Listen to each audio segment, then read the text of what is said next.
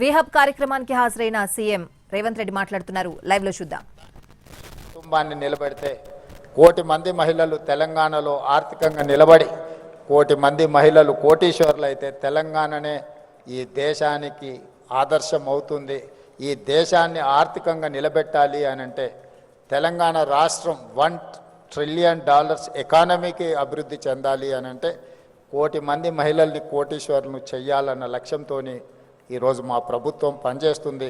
అందులో భాగంగానే ఈరోజు ఇంతమంది మహిళల్ని ఇక్కడికి పిలిపించి ఇక్కడ ఇంత మంచి కార్యక్రమాన్ని ఏర్పాటు చేసి ప్రోత్సహించే పని చేస్తున్నాం. మీ అందరికీ తెలిసి ఇక్కడికి వచ్చిన మహిళలు గతంలో మీరందరూ పండుగకు అమ్మగారింటికి వెళ్ళాలన్నా ఇంకేదైనా కార్యక్రమాలకు అమ్మవారిని దర్శించుకోవాలంటే ఇంట్లో బస్ ఛార్జీలు అడగాలి. ఇంటైనా లేదు అని అంటే మీరు వెళ్ళే పరిస్థితి లేదు. కానీ ఈరోజు తెలంగాణ రాష్ట్రంలో మన ప్రభుత్వం వచ్చిన తర్వాత మహాలక్ష్మి కార్యక్రమం ద్వారా ఈ రాష్ట్రంలో మహిళలు ఎక్కడికి వెళ్ళాలన్నా అమ్మవారిని దర్శించుకోవాలన్నా అమ్మగారింటికి వెళ్ళాలన్నా ఆర్టీసీలో మీరు ఎక్కడ చేయి చూపించినా అక్కడ ఆపి మీరు కావాల్సిన దగ్గర దిగడానికి ఆర్టీసీలో ఉచిత ప్రయాణం మా మహిళా సోదరిమణులకు అందించిన ప్రభుత్వం మన ప్రభుత్వం. మహిళలకు ఒక ప్రత్యేక నజరానా శ్రీమతి సోనియా గాంధీ గారు ఇచ్చారు. దాదాపుగా ఇప్పటికీ 16-17 నెలల్లో 5,200 కోట్ల రూపాయలు ఈరోజు ఆర్టీసీకి రాష్ట్ర ప్రభుత్వం చెల్లించడం జరిగింది. మా మహిళలు ఆర్టీసీ ఉచిత బస్సు ప్రయాణం వినియోగించుకోవడం వల్ల ఆడబిడ్డలకు ఒక్కొక్కరికి దాదాపుగా నెలకు 5,000 రూపాయలు ఆదాయం మిగలడమే కాకుండా ఆర్టీసీ కూడా ఈరోజు లాభాల బాటల్లో నడుస్తుంది. గతంలో ఆర్టీసీ నష్టపోయి ఆర్టీసీని ప్రైవేటైజ్ చేస్తారన్నంత ప్రమాదానికి దారితీసింది. ఆనాడు జీత భత్యాల కోసం వాళ్ళు నిరసన తెలిపి బందులు పాటిస్తే దాదాపుగా 50 మంది కార్మికులు చనిపోవడం జరిగింది. అలాంటి ఆర్టీసీలో 50,000 మంది కార్మికులు ఉన్నారు. ఇవాళ 50,000 మంది కార్మికులు ఆర్టీసీ లాభాల బాటలో నడవడం వల్ల ఆ కుటుంబాలన్నీ కూడా బాగుపడ్డాయి అని అంటే మా ఆడబిడ్డలకి ఈరోజు తెలంగాణ రాష్ట్ర ప్రభుత్వం మహాలక్ష్మి పథకం ద్వారా మీకు ఆర్టీసీలో ఉచిత బస్సు ప్రయాణం అందించడమే ఈరోజు ఆర్టీసీ లాభాల బాటల్లో నడుస్తుంది. ఇదే కాదు, ఈరోజు ఆడబిడ్డలకు 500 రూపాయలకు సిలిండర్ అందించిన ఈరోజు గ్రామీణ ప్రాంతాలలో ముఖ్యంగా తండాలలో గూడాలలో ఉన్న ప్రభుత్వ పాఠశాలలు అమ్మ ఆదర్శ పాఠశాల పేరు మీద పాఠశాల నిర్వహణ పెత్తనం అంతా కూడా ఈ అమ్మల చేతుల్లో పెట్టాం. ఎందుకంటే గ్రామీణ ప్రాంతాలలో చదువుకుంటున్న పిల్లలు వాళ్ళ పిల్లలే. మరి వాళ్ళ పిల్లలు స్వయంగా చదువుకుంటున్న పాఠశాలల నిర్వహణ ఆడబిడ్డల చేతుల్లో ఉంటే బాగుంటుంది అనే ఆలోచనతోటి అప్పటి వరకు ప్రైవేట్ వ్యక్తుల చేతుల్లో ఉన్న ఈ పాఠశాలల్ని ఈరోజు అమ్మ ఆదర్శ పాఠశాల పేరు మీద ఆడబిడ్డలకి అందుబాటులోకి తెచ్చినాం. ఇదే కాదు, ఈరోజు దాదాపుగా 1,30,00,000 డ్రెస్సులు ప్రభుత్వ పాఠశాలల్లో చదువుకుంటున్న విద్యార్థులకు కుట్టించే బాధ్యత. గతంలో ఇవన్నీ కార్పొరేట్ కంపెనీలకు ఇచ్చేది. కానీ మన ప్రభుత్వం వచ్చిన తర్వాత పాఠశాలల్లో చదువుకుంటున్న ప్రతి విద్యార్థికి బట్టలు కుట్టే కార్యక్రమాన్ని మహిళా సంఘాలకు అందించడం ద్వారా ఈరోజు మహిళల్ని ఆర్థికంగా నిలబెట్టడమే కాదు, స్థానికంగా స్కూళ్ళు తెరిచిన మొదటి రోజే 65 లక్షల డ్రెస్సులు కుట్టి విద్యార్థులందరూ కూడా అందించడం జరిగింది. గతంలో ఎప్పుడు కూడా అక్టోబర్ నవంబర్ వస్తే కానీ వాళ్ళకి బట్టలు ఇచ్చేవాళ్ళం కాదు. కానీ మహిళలకు ఆ బాధ్యత అప్పచెప్తే ఈరోజు సరైన సమయంలో మహిళలు ఈరోజు ఆ పాఠశాలలు ఉండే విద్యార్థులకు బట్టలు స్టిచ్చింగ్ చేసి ఇస్తున్నారు. అదేవిధంగా ఈరోజు పాఠశాలల్లో పెట్టే మధ్యాహ్న భోజన పథకం కావచ్చు, రెసిడెన్షియల్ అండ్ వెల్ఫేర్ స్కూల్స్లో ఎస్సీ ఎస్టీ బీసీ మైనారిటీ అదేవిధంగా కస్తూర్బా పాఠశాలలో కూడా నిన్నమన్ననే నేను సమీక్ష చేసి అధికారులకు ఆదేశాలు ఇచ్చిన. ప్రైవేట్లో కొనుగోలు చేస్తున్న కూరగాయలు కావచ్చు, పాలు కావచ్చు, ఇతర నిత్యావసర వస్తువులు అన్నిటిని కూడా మహిళా సంఘాల నుంచే కొనాలి, మహిళా సంఘాలను వ్యాపారంలో ప్రోత్సహించాలన్న ఆలోచనతోటి ఈరోజు మహిళలకే అందించడం జరిగింది.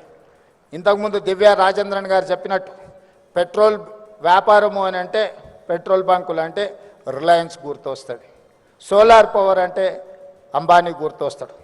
అదానీ అంబానీలు పెట్రోలియం బిజినెస్కు సోలార్ పవర్ బిజినెస్కి మారు పేరైతే ఈరోజు మా ఆడపడుచులకు మీకు పెట్రోల్ బంకులు పెట్టుకునే అవకాశం ఇచ్చే నారాయణపేటలో నూతనంగా ఆడబిడ్డల చేత పెట్రోల్ బంకు నిర్వహించడానికి ఈరోజు మా ప్రభుత్వం అనుమతి ఇచ్చి మిమ్మల్ని ప్రోత్సహించింది. అదేవిధంగా అదానీ చేతుల్లో ఉండే సోలార్ పవర్ ఈరోజు 1000 మెగావాట్ల సోలార్ పవర్ ఉత్పత్తి చేసే ఒప్పందాలని రాష్ట్ర విద్యుత్ శాఖ ద్వారా మహిళా సంఘాలకు ఈరోజు ఒప్పందాలు చేయించి సోలార్ పవర్ ఉత్పత్తి చేసే వ్యాపారాన్ని ఈరోజు ఆడపడుచులకు అందించడం జరిగింది. ఈరోజు అదానీలతో అంబానీలతో పెట్రోల్ బంకుల వ్యాపారం నుంచి మొదలు పెడితే సోలార్ పవర్ జనరేట్ చేసే వ్యాపారాల వరకు ఈరోజు ఆడబిడ్డల చేతుల్లో పెట్టినాం. ఇదే కాదు, ఈరోజు హైటెక్ సిటీ లేకపోతే రాయదుర్గం ప్రాంతం వెళ్తే విప్రో, ఇన్ఫోసిస్, మైక్రోసాఫ్ట్ లేదా మల్టీనేషనల్ కార్పొరేట్ కంపెనీల ఆఫీసులు సంస్థలు ఉన్నాయి. అక్కడ వ్యాపారం చేయాలన్నా చిన్న కొట్టు పెట్టుకోవాలంటే కూడా కోట్ల రూపాయలు కావాలి. అలాంటి హైటెక్ సిటీ పక్కనే 3.5 ఎకరాల స్థలాన్ని ఈరోజు మహిళా సంఘాలకిచ్చి వాళ్ళు ఉత్పత్తి చేసే వస్తువులను అక్కడ మార్కెట్ చేసుకోవడానికి 106 స్టాల్స్ను పెట్టి 3.5 ఎకర్స్ 100 కోట్ల రూపాయలు ఉన్న భూమిని ఈరోజు మహిళా సంఘాలకు, ఇందిరా మహిళా శక్తికి ఈరోజు మనం కేటాయించడం జరిగింది. మీరు గర్వంగా మీ ఆఫీస్ అడ్రస్ ఎక్కడా లేకపోతే మీ కార్పొరేట్ ఆఫీస్ ఎక్కడా అని అంటే హైటెక్ సిటీ అని విప్రో, ఇన్ఫోసిస్, మైక్రోసాఫ్ట్ ఎట్లా చెప్పుకుంటుందో మా ఆడబిడ్డలు కూడా మాకు కూడా అక్కడనే ఆఫీస్ ఉంది, మీ ఆఫీసు ఎకరంలోనే ఉంటే మా ఆఫీసు 3.5 ఎకరాలలో ఉందని మీరు మహిళలు గొప్పగా చెప్పుకునేటట్టు ఈరోజు మహిళల ఆత్మగౌరవాన్ని పెంచాలి అని హైటెక్ సిటీలో 3.5 ఎకరాల స్థలం ఇవ్వడమే కాకుండా అద్భుతమైన ఈరోజు మీకు అక్కడ మీ వస్తువులను ప్రదర్శించడానికి అవకాశం ఇచ్చినాం. మొన్న జరిగిన భారత్ సమ్మిట్లో ప్రపంచ దేశాల నుంచి వ్యాపార దిగ్గజాలు ఎంతోమంది వస్తే కూడా మీ దగ్గరకు వచ్చి చూసి వెళ్ళినారు. ఇప్పుడు హైదరాబాద్ నగరంలో జరుగుతున్న ప్రపంచ మిస్ వరల్డ్ కాంపిటీషన్స్లో ఉండేవాళ్ళు కూడా నాకు తెలిసి 21 తారీఖు రోజు మీ దగ్గరికి ఇందిరా మహిళా శక్తి స్టాల్స్ చూడడానికి, ప్రపంచంలో ఉండే వాళ్ళందరూ మీ స్టాల్స్ చూడడానికి 21 తారీఖు రాబోతున్నారు. ఈ రకంగా అది పెట్రోలియం బిజినెస్ కావచ్చు, సోలార్ పవర్ బిజినెస్ కావచ్చు, లేకపోతే కార్పొరేట్ స్కూల్స్ నడిపినట్టుగా గవర్నమెంట్ స్కూల్స్ నడిపే విషయంలో కావచ్చు, ప్రతి దగ్గర ఈరోజు ఆడబిడ్డల్ని ప్రోత్సహించాలి, ఆడబిడ్డల్ని ఆర్థికంగా నిలబెట్టాలి. ఆడబిడ్డలు ఆర్థికంగా నిలబడ్డప్పుడే రాష్ట్ర ప్రభుత్వం యొక్క ఆర్థిక పురోగతి ముందుకు వెళ్తుందని సంపూర్ణంగా మా ప్రభుత్వం విశ్వసిస్తున్నది. అందుకే వి హబ్కి సీతన్ సీఈఓగా నియమించిన తర్వాత తీసుకుంటున్న కార్యక్రమాలను కూడా రాష్ట్ర ప్రభుత్వం సంపూర్ణంగా ప్రోత్సహిస్తుంది. ఈరోజు ఇక్కడికి వచ్చిన మహిళలందరికీ నా సూచన ఒకటే, సర్ప్ కావచ్చు, మెప్మా కావచ్చు, 67 లక్షల మంది సభ్యులు ఉన్నారు. ఈ 67 లక్షల మంది సభ్యులను 1 కోటి మందిగా మార్చాల్సిందిగా సంఘాలలో సభ్యులుగా చేయాల్సిన బాధ్యత మీదే. ఆ 1 కోటి మంది మహిళలు అనుకుంటే ఈ రాష్ట్రంలో ఏ ప్రభుత్వాన్నైనా గద్దెనెక్కించగలరు, ఏ ప్రభుత్వాన్నైనా గద్దె దించగలరు. మొన్న తెలంగాణ రాష్ట్ర ముఖ్యమంత్రి నేను బాధ్యత చేపట్టిన అంటే 92 లక్షల ఓట్లు వచ్చినాయి. మరి 1 కోటి మంది మహిళలు 1 కోటి ఓట్లు, మీరు ఎక్కడ ఓటు వేస్తే అక్కడ, వీళ్ళెవ్వరు ఓటు వేసినా వేయకపోయినా మీ 1 కోటి మంది మహిళలు అనుకుంటే ఈ రాష్ట్రంలో ప్రభుత్వాన్ని ఆదేశించగలరు, నిర్దేశించగలరు, ఈ రాష్ట్రంలో ప్రభుత్వాన్ని గెలిపించగలరు. అంత గొప్ప మహిళా శక్తి ఉన్న మహిళల్ని ప్రోత్సహించడం మా ప్రభుత్వం యొక్క లక్ష్యం. మీ సోదరుడిగా, మీ రేవంత్ అన్నగా మీకు అండగా నిలబడతా, ఆర్థికంగా మీరు ఎదగండి. మీకు కావాల్సిన ప్రోత్సాహకాలు ఇచ్చే బాధ్యత నాది. పెద్ద పెద్ద కార్పొరేట్ కంపెనీలకు ఇస్తే వాళ్ళు తీసుకొని దేశాలు ఇచ్చి ఇతర దేశాలు పారిపోతున్నారు. 100,000 కోట్ల రూపాయలు ఈ దేశంలో గత 10 సంవత్సరాలలో 16 లక్షల కోట్ల రూపాయలు కార్పొరేట్ కంపెనీలకు అప్పిస్తే బ్యాంకులకు ఎగవేసి దేశాలు ఇడిచిపెట్టి పారిపోయినారు. కేంద్ర ప్రభుత్వం 16 లక్షల కోట్ల రూపాయలు వాళ్ళకి ఇచ్చిన పన్నులు రద్దు చేశారు. కానీ మా ఆడబిడ్డలకు పోయిన సంవత్సరం 15,000 కోట్లు సర్పులు ఇచ్చినారు. మెప్మాలో నాకు తెలిసి 6,000 కోట్లు ఇచ్చినాం. పోయిన సంవత్సరం 21,000 కోట్లు ఆడబిడ్డలకు అప్పిస్తే 1 రూపాయి కూడా ఏ బ్యాంకుకి ఎగవేయకుంటే ఈ ప్రపంచంలో కడుతున్న వాళ్ళు, చెల్లిస్తున్న వాళ్ళు, మిత్తితో సహా చెల్లిస్తున్న వాళ్ళు ఎవరైనా ఉన్నారు అని అంటే మా ఆడపడుచులు. ఆర్థిక క్రమశిక్షణ ఆడబిడ్డలను చూసి నేర్చుకోవచ్చు. అందుకే ఈ సంవత్సరం కూడా వాళ్ళని ప్రోత్సహించాలని ఇంతకుముందు దివ్య గారు చెప్పినట్టు 15,000 టార్గెట్ పెట్టుకుంటే 20,000 కోట్లకు రీచ్ అయిందంటే ఈరోజు బ్యాంకులకు మీ పట్ల ఒక విశ్వాసం, నమ్మకం ఉంది. మీకు ఇచ్చే ప్రతి రూపాయి వడ్డీతో సహా సరైన సమయంలో మీరు చెల్లిస్తారని. మీరు ఆర్థిక క్రమశిక్షణతో ముందుకు వెళ్తున్నారు కాబట్టి మీరు ఆర్థికంగా అభివృద్ధి చెందడానికి అవకాశం ఉంది. అందుకే ఈనాడు రాష్ట్ర ప్రభుత్వం తరఫున మీ సోదరుడిగా నేను మీకు మాట ఇస్తున్నా, మీరు బలంగా నిలబడండి. ఈరోజు 10,000 మెగావాట్లు సోలార్ పవర్ అవసరం ఉన్నది మనకు.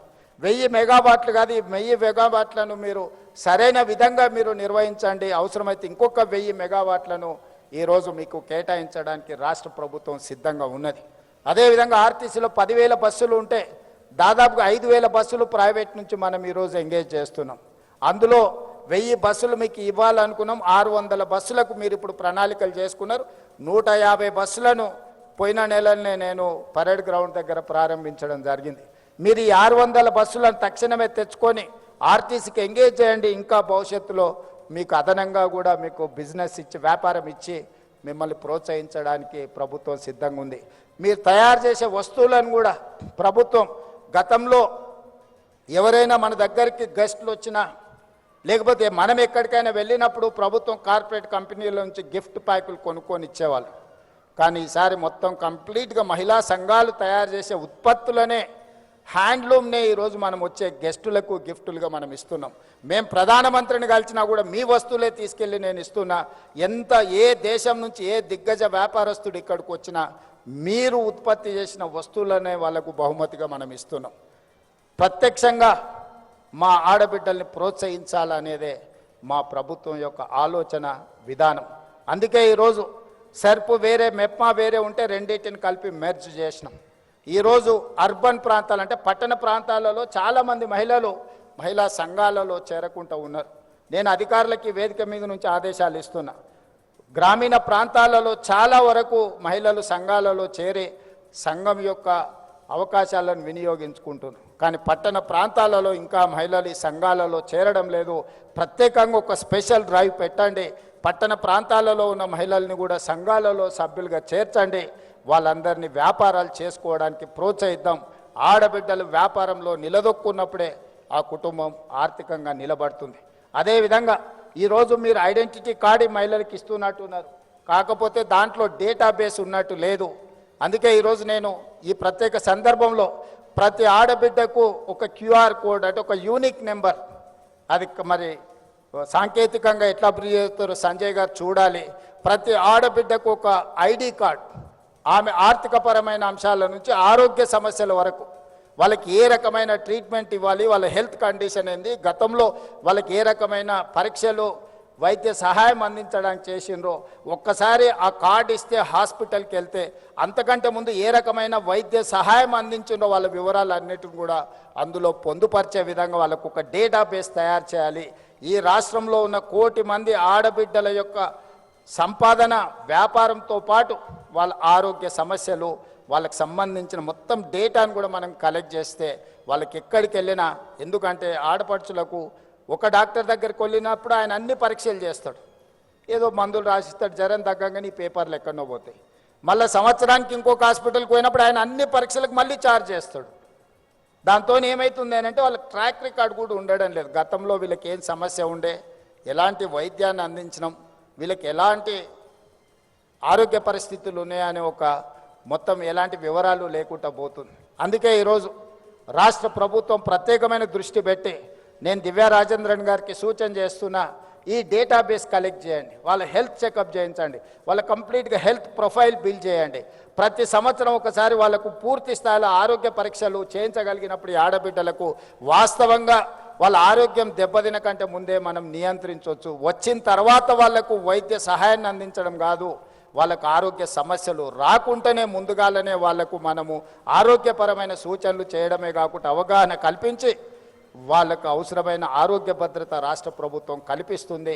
వీటికి సంబంధించి అదేవిధంగా వాళ్ళ వ్యాపారాలను ప్రోత్సహించడానికి కూడా వాళ్ళ ఇండివిజువల్ ఉన్న నైపుణ్యం ఏంది, వ్యక్తులకు కొన్ని నైపుణ్యాలు ఉంటాయి, వాటన్నిటిని కూడా మనం కలెక్ట్ చేసుకోగలిగితే ఆ రంగంలో వాళ్ళని ప్రోత్సహించడానికి అవకాశం ఉంటుంది.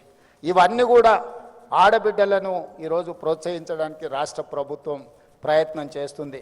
వచ్చే ఎన్నికల్లో మీ ఓట్లతోనే మళ్ళీ ప్రభుత్వాన్ని ఏర్పాటు చేయాలని మా పార్టీ మా ప్రభుత్వం అనుకుంటుంది.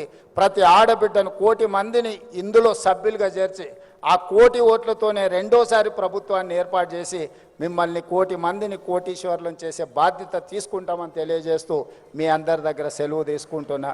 మీ అందరికీ మనస్ఫూర్తిగా ధన్యవాదాలు.